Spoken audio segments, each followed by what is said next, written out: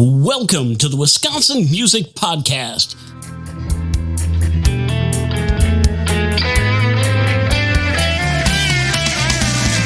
Here to introduce you to the great musicians and music businesses and organizations of Wisconsin. Every week, Wisconsin Music Podcast will be bringing you great information on what's happening in the Wisconsin music world. For our music-loving listeners, we'll bring you music that you haven't even heard of yet from unique and talented artists and hear about their journey so far. You'll either hear live performances of their songs or songs from their selected discography. For our musicians out there wondering what they can do to further their recognition, we'll be calling upon Wisconsin music businesses and organizations to enlighten you on what they're doing to help further your music journey. And now, here's your host, Zach Fell. Thanks, Dean. Welcome, everyone, to episode 18 of the Wisconsin Music Podcast. On today's podcast, we have Rob and Paul of the band Sterling. Sterling is a old school emo indie rock band from the Waukesha area, but also claims Milwaukee as their homeland as well.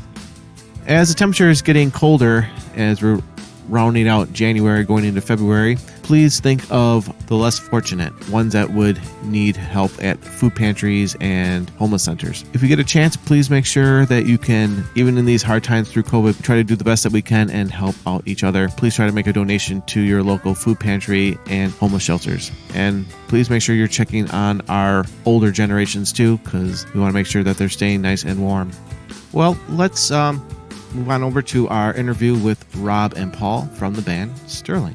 Welcome to the Wisconsin Music Podcast. Thank you for having us. I was just listening to your EP that came out last year. Talk about your musical origin story. Did you guys play instruments when you were in school, or was it something that happened after you got out of school? Well, I started playing back in high school. I started off on drums, and then probably in 2002, after leaving a pretty decent band from Milwaukee called Johnny Toymaker. It was a kind of a punk band. We were doing pretty well, and after that, I switched to guitar just from kind of getting kicked out of a band, kind of made me salty and, more disposable. So I switched to guitar and started from scratch and worked my way up. And as I got older in the last couple of years, I was like, maybe I'll play drums again. And then met up with Paul, and I played in a short project before this one doing drums too. But then we met up and I was like, let's do this project. And we kind of started spitballing what we wanted to do. And definitely, I had played music since I was in high school as well. I played in a few different bands in the Milwaukee, Racine area. And Rob and I joke all the time that we've probably either played shows together or been at shows with each other. And through the grapevine, we ended up getting each other's numbers and talking about, musical influences. We were both big into the emo genre, the older emo genre, growing up with a lot of Milwaukee bands too, like the Promise Ring. Yeah. And so we hit it off really well, and we started talking about maybe developing a project of our own that was kind of reminiscent of those days. And the two of us just started working on music from there. We met up at Rob's studio and just got some things rolling and ended up trying to piece the right people in to fill in the gaps that we had, and ended up finding a guitar player, Zach, that really worked well for the project, and he wanted to be a part of that piece and did a great job for us. Yeah. Excellent. So you said you started doing drums and you were in a different band. Why don't you kind of tell us a little bit of the experience of that band, since you said it kind of had some notoriety to it? Yeah, that band was a pretty fun band. We toured all over the place, played Summerfest, opened up for Filter. From that project, I was always into indie bands and stuff like that. And indie and punk kind of in those days, bands like Braid and stuff like that, I was really into, and some of the underground ones. And I had more of like a draw towards that than the punk scene. So when we split, it was kind of it was unfortunate. The band was doing really well. We were going to go to Japan. They ended up going to Japan without me after that, and then promptly broke up after that. We had demoed out a whole new record, and they had a friend who played drums that was going to help financially. That's why I ended up getting kicked out of it after I found, then they didn't make it through the studio. So that kind of happens with bands. So Right. And Rob, for you, is this your first band, your first group, or have you had other experiences in other performing groups? For me, no, this isn't my first band. I played in a band in high school, trying to that high school rock star mentality. And then in college, met some people to take it a little more seriously. Ended up playing in some bands, the Farewell Crisis in North, South, East, West. We did a little stint with the Blackout Pact going around the country. So got our feel and kind of our feet wet for what I wanted to keep doing, and hopefully, could eventually make it into a career. But that's what was so fun when Rob and I met, is that, now we're at the age in life where we have jobs and families and whatnot. And we just bonded over the fact that, hey, now we can play music that really what we want to play, when we want to play it, how we want to play it, and really hope that it connects with other people that, are along the same lines as some of those influences that we grew up with playing and watching play. Cool. And what would you, I hate asking musicians because I hate it as a musician myself, but where would you put your music genre wise with Sterling? I think that what folk emo is what that record turned out, but the project has developed further into like a really indie. I would say it's like indie emo, like. Yeah, I think it would classify in the indie rock genre for that. And when we put that out, we met during the first months of COVID. And again, with a lot of extra time on our hands because of that, we were able to put some songs together, and we felt like, hey, we might never get this opportunity when things let up or whatever. So why don't we just let's record these songs. Let's get these down so we have it. So some of the songs on the album are a little different than each other, more different than we'd like them to be. Okay. But again, that was half the fun of it for us, is that putting all of those different ideas together. And from that EP, it allows us to, the songs that we're writing now, take, I think, a little bit more, as Rob was mentioning, that emo rock. And that's the same theme of this next record we're basically working on, is it's a continuation of like, some of the songs are they go along the lines of that first record, but then some of them now have a little dabble of post-hardcore and a little bit of like pop punk in there too. Like We're just sort of taking everything that we enjoy and, but we're still Sterling, and we still like, it's still the same. Short answer is still indie rock. Yeah. Okay. You said you have a studio, so I take it that you recorded this whole thing at your own studio. Well, I own a place called Grease Lightning Records Studios, but I am a big fan of Shane Hochstetler at Howell Street. So I do longer winded records at mine. I've been doing a band since 2002 called Rocket Boy 55. We're just releasing another record actually on this Thursday, which will be, I think, our 10th record. So those records I do at my studio, which take 2 years sometimes. But I prefer going to Shane we punch out a record in a weekend for the most part, come back, do some tweaks. But, so this record we did do with Shane at Howell Street, which he does a fantastic job. The next record, we haven't decided yet because we're still looking for a new drummer. I'm playing guitar now. So we're looking for the right drummer, and we've been just writing, and so do we want to do it in my studio and take more time with layers and all the things, or do we want to kind of go put forth, like, what does it sound like when we're playing like the last record? We haven't really. Yeah, I think too with Rob's studio, it's nice because it allows us to, in and out of practice, if we want to listen to the idea in a different way, we can demo it there. We have a lot of the equipment that we don't necessarily want to always have out or available, but if we need to get something, it allows us to blend the ideas a little bit better that way. So that's really good. But for the actual album, we went in, we both figured, we have the time, the effort. Again, we might be able to get a good deal and, maybe spend a little bit of a different opportunity going to that professional style studio with Shane Hochstetler at Howell Street. Well, and for Zach too, it was like, did Zach really want to put in months of laying, coming back, or did he want to just go in for a weekend like we did? We went in for the weekend, and then after that we were like, okay, we've got it. And then it was sort of, we could part ways and move forward, and, he moves and we move, so. Cool. Yeah. That's kind of what I did in early 2000s, where I ran my own recording studio, live room, and we created an album, and we just did it all in house. And you have a lot more space and a lot more time to think things through. So I understand which way you're going either way.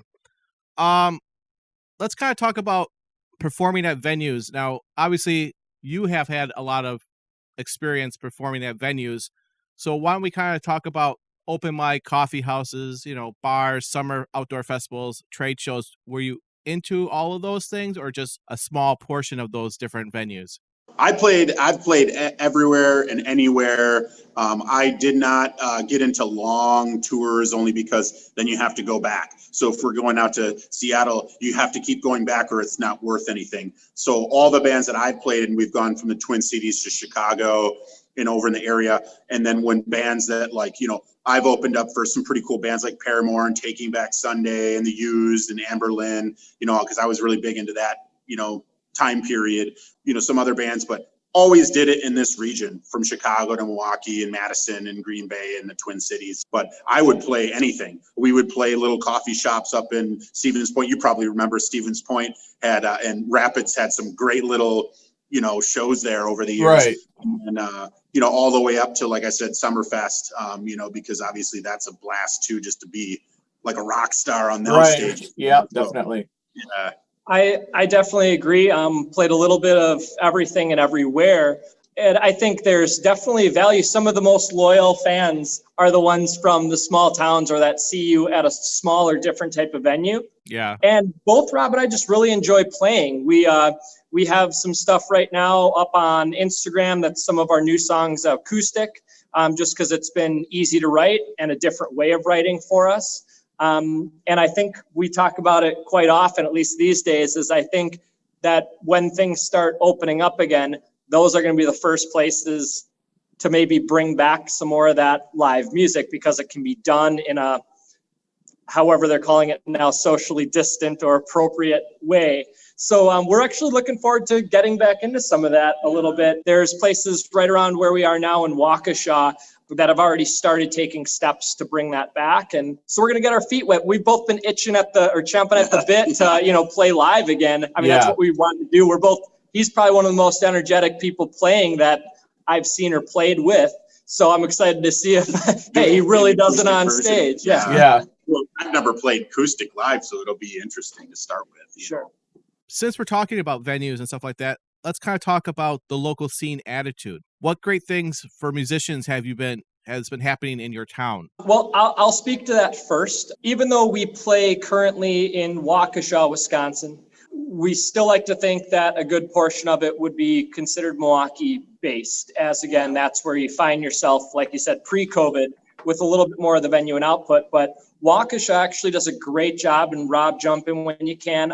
They have a lot of smaller clubs. I mean, heck, that's where Les Paul's from, right? They got to have at least somewhat music. And they have their Friday Night Live downtown for more acoustic-y type acts. So they do that every week during summer, except for during COVID. Right. Obviously, like summer they didn't. But and they bring in all genres. They're not biased. They let all kinds of things happen. They just really like to see music alive and aware in the town. So that helps a lot just in general. Pre-COVID, it gives an outlet for smaller artists that maybe aren't ready yet for a bigger stage or prefer an intimate setting. They have that opportunity in Waukesha. And we're hoping, I mean, it's like a mini Nashville, but it's not quite matured yet. That's what you kind of are getting the vibe of, like downtown Waukesha pushing towards. If you ever been to Nashville, they like all the shop fronts seem to like open. There's always a band in the front of them when you walk down the street. Right. And I think Waukesha's trying to get to that, but there's still a few people, I think, in politics that are hesitant to let all these places down there. They're doing it, but they're doing it on like a tone down. Where you go to Nashville, there's like actual bands with drummers and amps and stuff. Down there, it's like you see a lot of acoustic versions. So that's again why we're embracing acoustic, because I think the opportunities again right away we'll be able to get downtown Waukesha right away in Milwaukee pretty quick here. For a couple people, just sort of if impromptu open mics where they're not official shows. But that's what we can do for this next year, probably. Yeah, and as Rob said, I mean, obviously it's quite a different atmosphere than Nashville, but kind of using that as a guideline, you see Waukesha trying to embrace, I think, a lot of that Les Paul sound and use it to champion. Hey, let's make a name for ourselves. Let's put Waukesha back on the map. Yeah. So you're seeing more bars, restaurants, and even music clubs that were starting to open. Hopefully they continue to be able to remain open through all of this. And then speaking out larger to Milwaukee, I think Milwaukee's always done a good job. My feelings might differ than Rob's or the other listeners about the Milwaukee music scene, but I think we definitely like to say that we have a really good music scene. And There's a lot of clubs that are available and a lot of places that do live music. And I think it's pretty easy for people to find a place to play in Milwaukee. Yeah, it can If work you're- here. yeah. Yeah. It's bummer that a lot of them are closing though. I mean, you know, it seems every week you're hearing it. It's like, you know, and we're looking at such a long time. It's like, man, like, you know, I wish they could hang on, but financially you can't. So Right. I mean, we're back up. Right. We're coming up on a year now where things are getting shut down, and it's just, Yeah. I mean, how can you live with no income for a year in this society? It doesn't work. Some packages, but it's too little too late for a lot of those places, you know. right. I think the live stream that a lot of places, unfortunately, it seems like for a music club, so many of them got into it, as Rob mentioned, so late, is doing the live stream idea.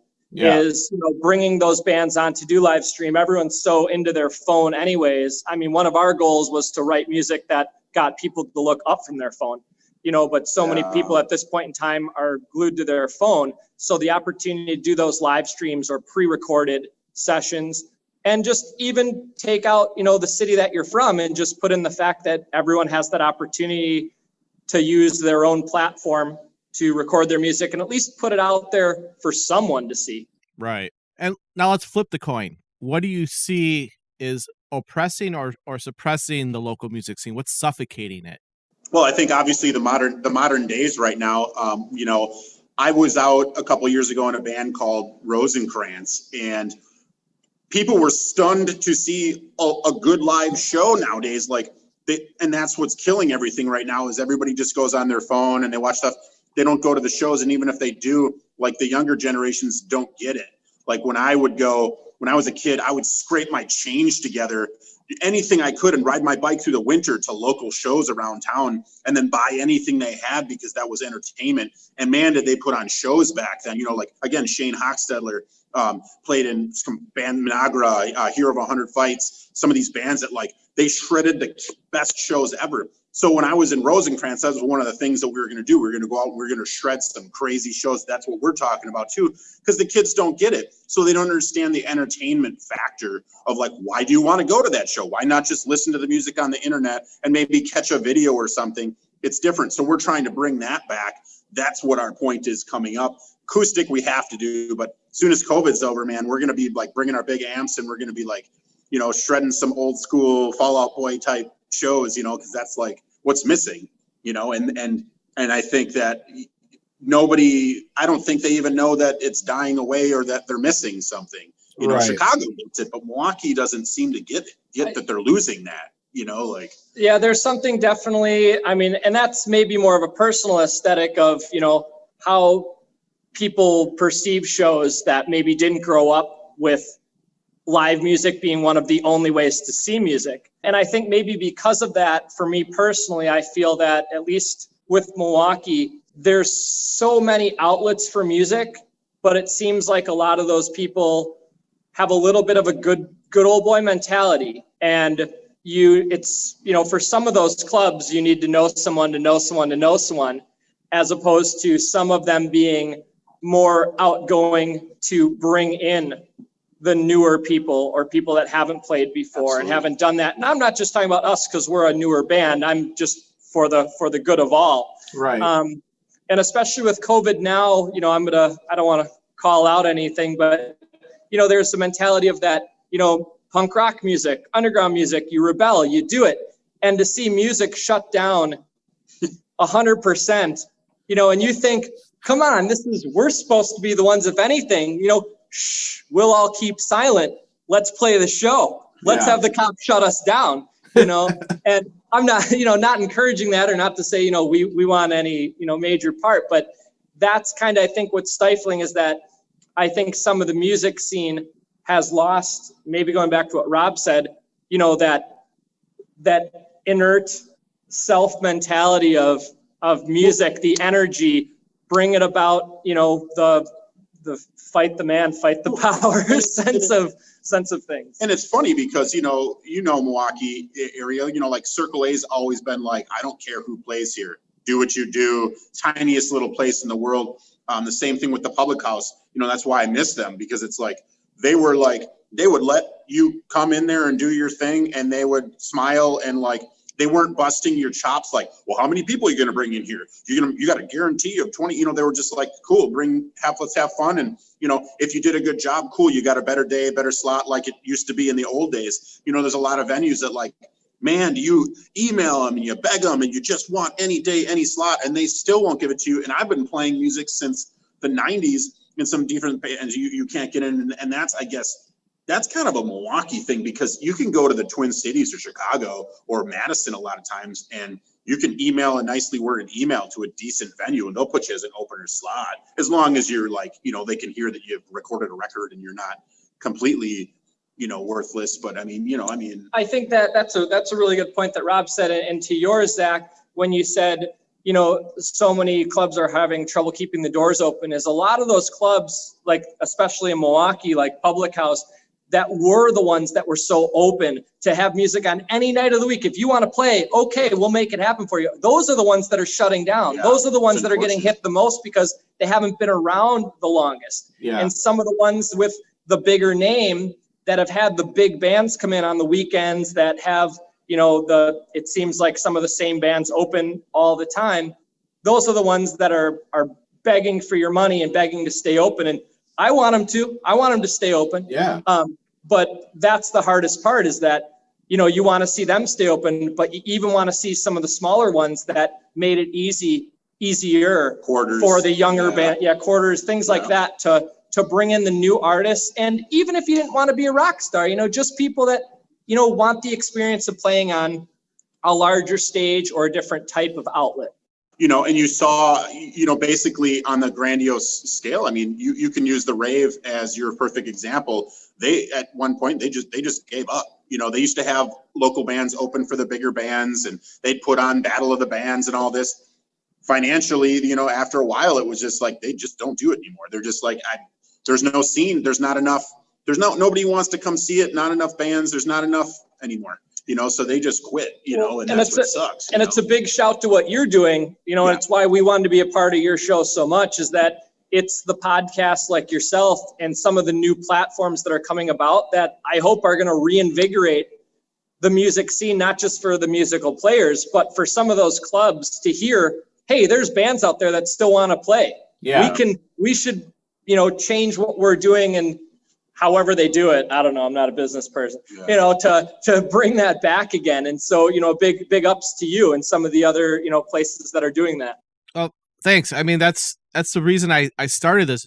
Tell us about some of the songs on your newest album. Salt Liquor was one that Rob had.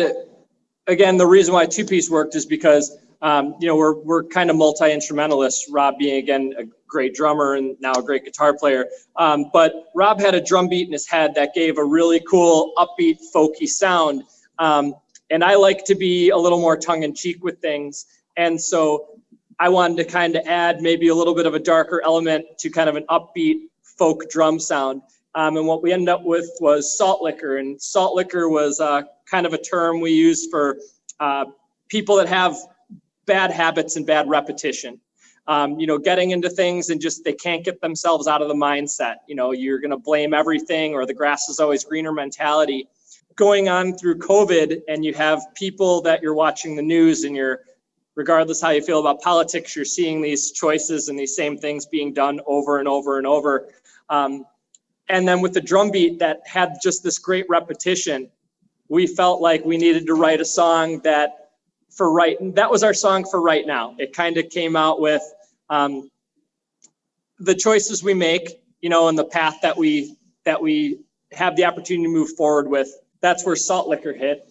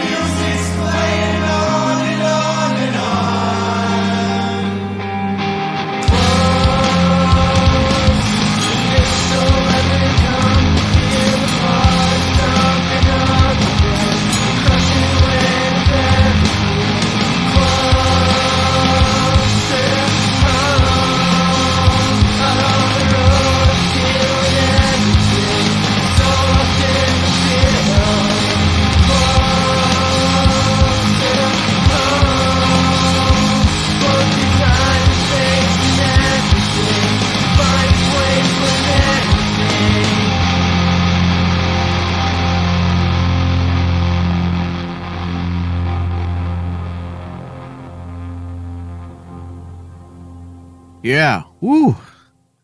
Nice stuff, guys. Let's talk about another one. Condor.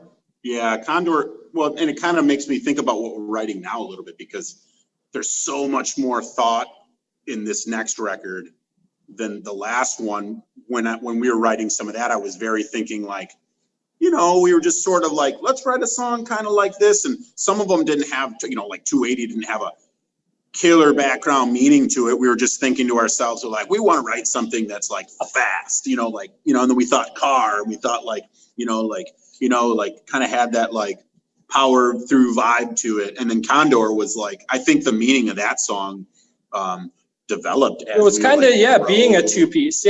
Condor was kind of about being a two-piece. And it was weird because when we talked to Zach and, we talked about, hey, you're going to be in for, just this part. We want you to help write this record with us. These are the ideas. These are the songs we have. We want you to fill the element, and then when, someone does their part and it's time for them to leave, and you kind of want to offer and talk to them about, hey, you want to continue and be part of the band, but they have something else going on. Yeah. So seeing someone else that's like doing this, knowing that they're going to be on their way out and we have to find a way to fill that void to keep us going.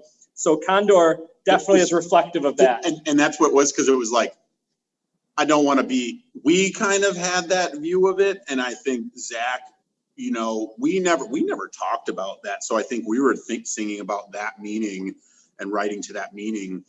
Some of his lyrics were a little bit, to his own feeling about some things, but that was kind of what we opened the project up to was, hey man, come in and we like your sound, bring your sound to ours and what we're doing. And we liked it. We clicked like that. We had been trying to cut a couple other guitar players. Same night he auditioned, we had a guy come down, both fantastic, but we both same time, we were like, that's the guy right there. Let's work on this record with him. And, we kind of, took off on that with that, but, and it's one of those things that like, again, the depth of it wasn't as much because we knew that he was going to be leaving. He was in for this project, and it was a little bit more of a shallow project than what we're doing now. Now we've been thoughtfully writing, with COVID, like we're writing lyrics now.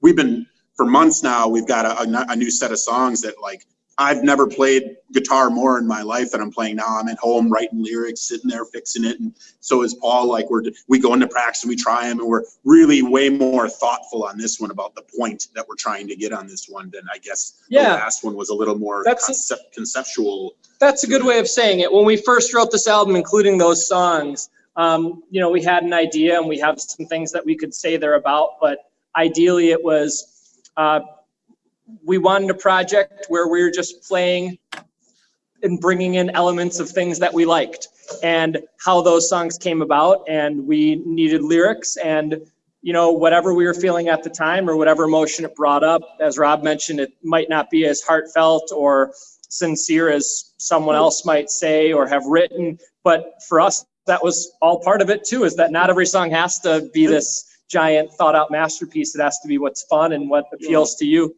And that's why we made the decision to change, because initially I was playing drums because the goal of the indie drums from back in the day, to me, it was difficult to find somebody who's into math and who likes that kind of stuff. So we thought, well, I'll play the drums and do some vocals with it. Now we're just like, I think it makes more sense when we finish that record to move up to playing guitar and singing, because we feel the vocals on the last record that was our weak spot on that record. Not that they were bad, but like, I think that we could have done better. And so that's why we're being more thoughtful this time. And, that's also why we're being picky on the drummer, because we're still picky on that, like finding that drummer who's going to fit that genre specific-ish, style of playing. I don't know. It's, if we're being too picky on that, but,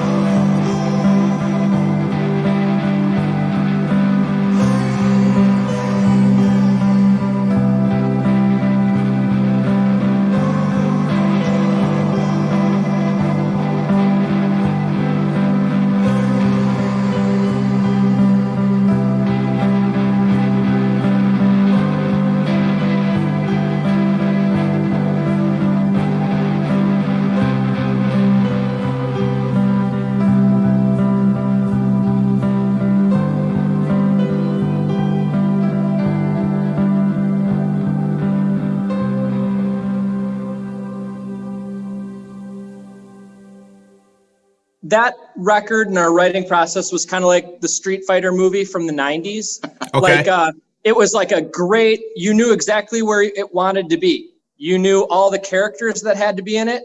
You knew that ultimately you had to make a good representation of, this awesome thing from when you were a kid. Right. But in the end, you realize like it could have been a better movie, but Raul Julia was in it and he played on Bison and game over. Right. It was great. And the way that I think when Rob and I talk, because maybe we're a little bit older than some of the newer bands that are coming out now, but we grew up with the Milwaukee bands like The Promise Ring, just in Stella Ford in Paris, Texas, and some different groups that like Rob said, that we'd ride our bikes to go see. And that also comes across in our writing process as well, is that we kind of have that old school writing mentality, and it doesn't sound as clean and as polished because you're more focused on having fun doing it.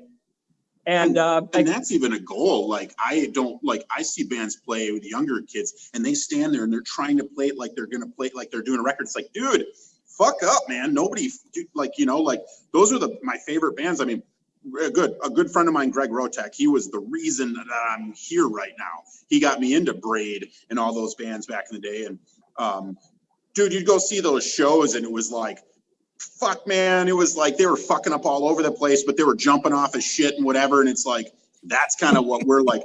My fingers are huge. I can't fucking play for shit. Like, I'm always bonking notes. Obviously, we want the record to be, we'll take the time on that. But like live, like, we want live to be amazing, to sound amazing too. But ultimately, we want to be able to have just as much fun doing it.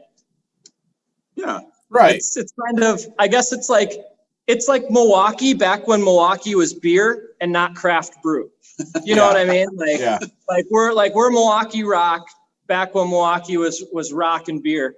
And trying to remind people that's what it is. Yeah. Because there's a lot of bands coming back, American football, there's a lot of bands coming back and trying to say, hey man, don't forget, and like people haven't forgotten. I mean, that's obviously Knapsack. I got to see them. I was like, I never thought those guys, Raina Maria specifically said they weren't coming back and they came back. Like, it's exciting. And so we're like, let's come back and like, let's write something new, reminiscent of the old days. It could have been written in 98 or 2000 or 2002, but then it's valid now. And we're putting our little spin on it because again, like, there were all the bands that influenced me, like that post-hardcore thing. And so it's like, we have some chunky spots in the new stuff. We have some pop punk in some spots and like, we're at it, whatever, man. Like, I think if people like it, they're going to like it, Yeah. And it's going to sound different than what we might describe it as, or the bands that we, really take influence on. But it's just great knowing that those are what our backgrounds come from. And, we're writing with those kind of things in mind. And since you guys have some experience playing out, obviously pre-COVID and during COVID, maybe put this through your thought process. What do you think is going to be probably some really good ways to get yourself promoted to get people to your shows? Well, again, not just to say it because we're doing it with you, but taking advantage of the outlets that are available online, like the podcast. We just did an interview with BuzzFeed Music out of LA, which was kind of cool. And they did, asking some similar questions, but that was an outlet that probably never would have been available because they would be focus differently, where now they branch out looking for smaller artists, things like that to take up. And that got us to a whole different audience that maybe we never would, a coastal audience. I think too, it's going to help out with a lot of bands, just as I mentioned before with the live stream. I mean, that was something last year you never would have. Yeah. I mean, if someone did it, it was like, holy cow, these people are doing a live stream. Right. What's that? And now it's like everybody's doing it. Everyone's doing it. I paid $11 to see a live stream of the Lawrence Arms, a punk band out of Chicago, do the War on Xmas. And Jimmy World's doing that. Yeah. Was it this weekend or something? And so, just know you have that opportunity. Yeah. But then I think, as you mentioned, Zach, just the fact that in hopefully, quickly or in another month or two, you're going to see this full-on welcoming effect from clubs or places that want it, that are going to be looking to fill their room every night. Yep. Well, And that doesn't mean, and not just with big names, not just whatever, they want to have live music. They want to bring people out to feel good about life again. And Yes. we're doing next week, a good friend of ours, John Madoc, owns a place called, he runs this Motor Mania Roadhouse. He's part of it's a big car culture thing, but he opened this roadhouse and built this huge brand new stage, and COVID hit. So we're going to be going out next week to film. He's going to let us use the venue to film a little acoustic, I don't think we're going to live stream it, but we're going to do some kind of a video to post up, because it cross promotions. Like right now he's dying. He's like, I can't do anything. I put all my money into this place, blah, blah, blah. I said, well, we want to find a place to do this. So we're going to go there and film there. And then we're going to talk about it and put it up and try to cross promote to get people to remember when he opens up here again, hopefully soon. Right. That people know what's going on there, what his place is about. His place is about, sort of again, what's dying out right now too is people building custom cars and custom motorcycles, back, early 2000s, that was hot too with OCC and stuff. And he brings all that in, has car shows and stuff like that. So we're trying to be a part of that, same with Harley down at the museum too. We want to be a part of playing down there. They have bands down there. We want to get down there as soon as they can do it again too, when the permits lift and they can have stuff. And right. I think that's a big part of it too, is that to get, not just for us, but for bands to get out now is, because so many businesses are slowing down or are having trouble making ends meet, they're also looking for ways of bringing their business up. And so you have to be open to, as Rob mentioned, finding those other outlets, places that a band or a musician or an artist never would have gone to or sought out. But the two of us are kind of sort of gearheads. I don't know if you can see Rob's truck right behind us, but we're big gearheads in general. And so when we know people like Motomania and Indian Motorcycles, and Rob was just down with his friends who run the Harley Davidson Museum, things like that, doing that cross promotion, getting music to where music wasn't before and bringing in things that music never had.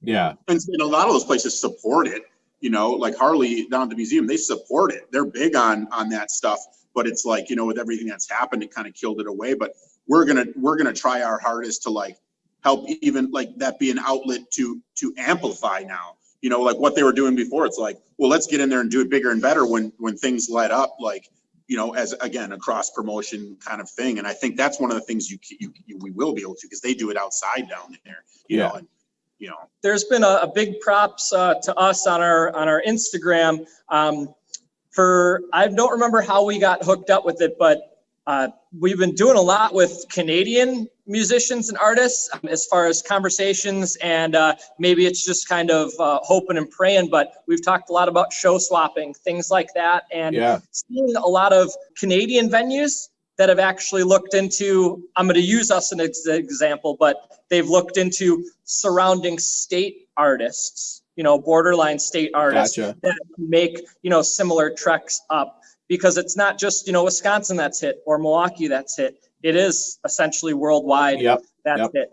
As I mentioned, every business and everyone is looking out for ways to bring their business up. And so you find, it's lend a helping hand, who doesn't like a hand up and who doesn't like to pay it forward. And I think a lot of people are looking for those opportunities to pay it forward and hoping we get some on the background, and it's worked well for us. And that's what we're doing. We have jobs, so I mean, when this lets up a little bit, we're going to go play those venues to help those venues out. It's not about us getting paid there locally, right? Because we're, again, I don't care. I just want them to succeed. I'm pissed. I'm bummed about the Public House, man. That was one of the places I loved to go. There's a couple other places that aren't going to make it. They weren't a big enough bar to sustain. They were more of a venue, so it's I know the Cactus Club will make it, but God damn it, man, it's got all they did was show it. Their bar is nothing of that place.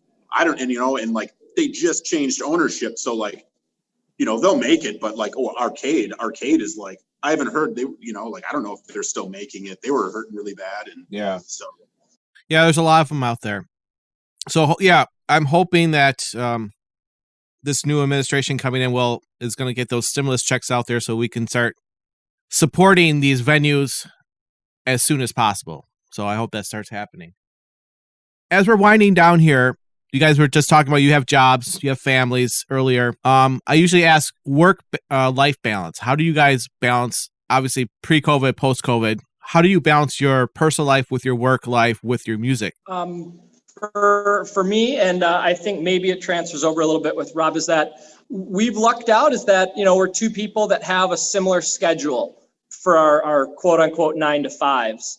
And for the things that we do outside of the home or outside of our family, we found specific nights that worked for us. And again, this was a project, like Rob mentioned, he has another band that he has played in and continues to play with that already had a schedule. So when he and I talked about, hey, let's make this project work, we were able to say, all right, this is a back burner type project. It's something we want to do, but we have other priorities to put forward. And we found nights that worked for us that we can come in and having our own practice space outside of, it's not my basement or his basement or a spare room helps a lot too. Yeah. Because there's a space that if we even need to, if we need to bring our family there, or if we need to bring, which we do sometimes, bring it in, they have a space where, they can do what they need to do or work from there, or we can even work from there. I can bring a laptop or Rob can bring a laptop in some cases and do it. And I think that makes it a lot easier than,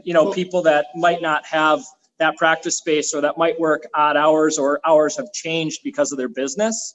So and that's, I think, what makes this band so cool is that we haven't had to sacrifice a lot because we've sacrificed a lot in the past and in years past with other bands. And I've always made music a priority, always since high school when I started. So I've always in my life with my relationships and everything like that, in my marriage, my ex-wife was a part of it. She enjoyed, that's one of the things, she came to the shows, she took pictures, and then she eventually became a keyboard player, and the band was on 3 records, and it was we did it together, and then, now with my fiance, she comes down and like we were saying, she does her work while she's, hangs out, whatever. And because I have my studio, I've got a couple practice spaces in there. So I lease out, again, we like to support music. So we lease out a space to a band called Natiform.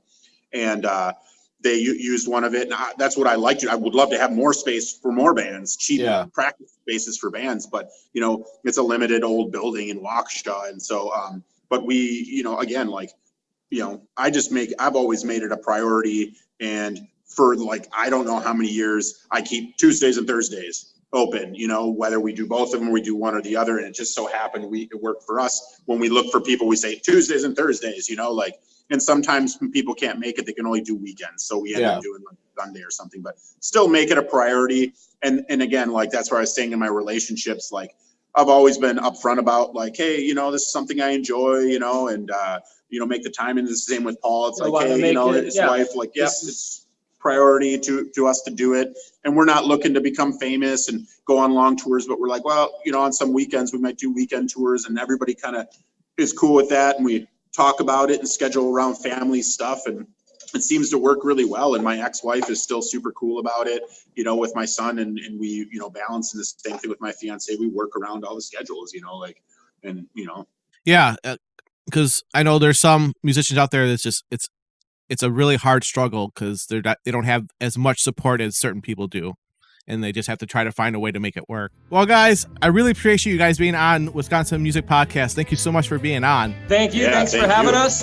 We'd love to come back anytime or help out in any way we can. Absolutely. Oh, and thank you for donating to the Wisconsin Podcast. Thanks for buying me a pizza, a slice, and a beer. Much appreciated. Hey, when things come back live, we'll all have one together. Absolutely. Absolutely. Well, there it is. That is episode 18 with the band Sterling, with Rob and Paul. We're going to play one more song from them after the thanks. And I'd like to thank Nate Wyckoff for creating the theme music for the Wisconsin Music Podcast and getting in touch with Paul Dean, who is our great voiceover talent in the beginning, and to Justin over at CW Hip Hop for syndicating the Wisconsin Music Podcast every Monday at 4 p.m. So check that out at cwhiphop.com. And ZTF Studio, professional recording and mixing studio in southeastern Wisconsin. Thank you for sponsoring the Wisconsin Music Podcast. ZTF Studio is located at ztfstudio.com. And here is the song 280 by Sterling. 280 a little bit. I think Rob may have mentioned just a little earlier. it's really, that was one where we knew we wanted to write a faster song. We had some faster riffs, some faster lines. When we put it together, it became a fast song, and being a little bit of kind of gearheadish ourselves, the cars, I think, came right to Rob, and we're big nostalgia fans too. So we wanted the clip. That was one of the things. Yeah. We have a clip in the beginning of that song from a movie. We bring up, Rob's got in his lyrics some Dukes of Hazzard lines or references, things like that. So we knew it was a fast song. And when we think going fast, that automatically turns the engines to us. And so writing a song that was geared around, again, engines going fast. And then, what goes on in the car, everything from, getting the business done to, winning the race, whatever you need to do. The vintage aspect of it, of remembering back in the day when we all drove pieces of shit where the window was duct taped. And that's kind of where I was coming. I was like, man, that's what I was thinking. Like the old days. I remember when we all drove around and a buddy of mine had a car and he legit pulled remember what's it called? A Tommy Boy, where he backs the car up and bends the door. Yeah. He totally did that on his car, and we slammed it shut. And we used to drive that car. We had to climb through the window, and we had to duct tape stuff. And we drove that car for 4 years. And when you're younger, that's your thing. That's your only ride, man. It doesn't matter what's wrong with it. That is your whip. You put any sticker you want on it. That is yours. In your head, it's the Back to the Future car. And when that thing hits 80, you're gonna lose your shit. Well, and the funny thing was he got that car because the car before he had was pink. And he was colorblind, and he was like, "Yeah, this car's the shit." And I was like, and everybody was like, "Cool, man," And it was straight up the pinkest stuff. And so he got a black car, and he was so proud of it. And then he bent the door back. That was the best. All right, where's the thing on this car? How do you put it in gear? Where's the thing? Here. What is this? Is this a shifter car? I cannot drive a shifter car, right? So we got a little situation here. I can't drive these kind of cars. What the fuck is going on? You think that's funny? Would you like to know, smartass? Would you like to know why I can't drive this kind of car? I'll tell you why. I'm just a lucky